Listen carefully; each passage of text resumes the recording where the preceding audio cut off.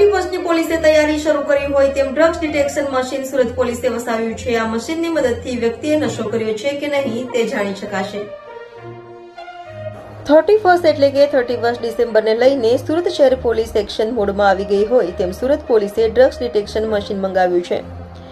અલગ અલગ જગ્યા પર ચાલતી પાર્ટીઓ પર પોલીસ દરોડા પાડશે અને લોકોની લાળના સેમ્પલ લઈને પોલીસને આ મશીનની મદદથી ખબર પડશે કે વ્યક્તિએ નશો કર્યો છે કે નહીં, જેથી આ મશીન પોલીસની કામગીરીમાં ખૂબ જ સહયોગી સાબિત થઈ શકશે તેમ ડીસીપીએ જણાવ્યું હતું। સુરત શહેર પોલીસ પાસે આવી એન્ટી નાર્કોટિક્સની એક કીટ આવેલી છે, જે કીટની કિંમત 15 લાખ રૂપિયા છે અને એનું જે કાર્યવાહી જે છે એ રીતે કરવામાં આવશે કે જે 25 ડિસેમ્બરથી લઈને 31 સુધી જે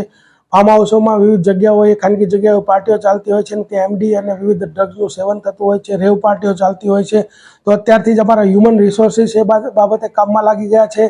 અને 25 થી 31 દરમિયાન તો ખૂબ ક્લોઝ વોચ રાખવામાં આવશે અને અમારી ખાનગી ટીમો ફરતી રહેશે અને ડ્રોનનો પણ ઉપયોગ કરવામાં આવશે અને જો આવી કોઈ રેવ પાર્ટીઓ થતી હશે તો એના ઉપર કાર્યવાહી કરવામાં આવશે અને આ કીટ સાથે લઈ જવામાં આવશે અને ત્યાં જ એમનું ચેકિંગ કરવામાં આવશે અને જો એ લોકોએ આવું કોઈ સેવન કરવામાં આવેલું હશે તો આગળની જે કાયદેસરની કાર્યવાહી હશે એ કરવામાં આવશે।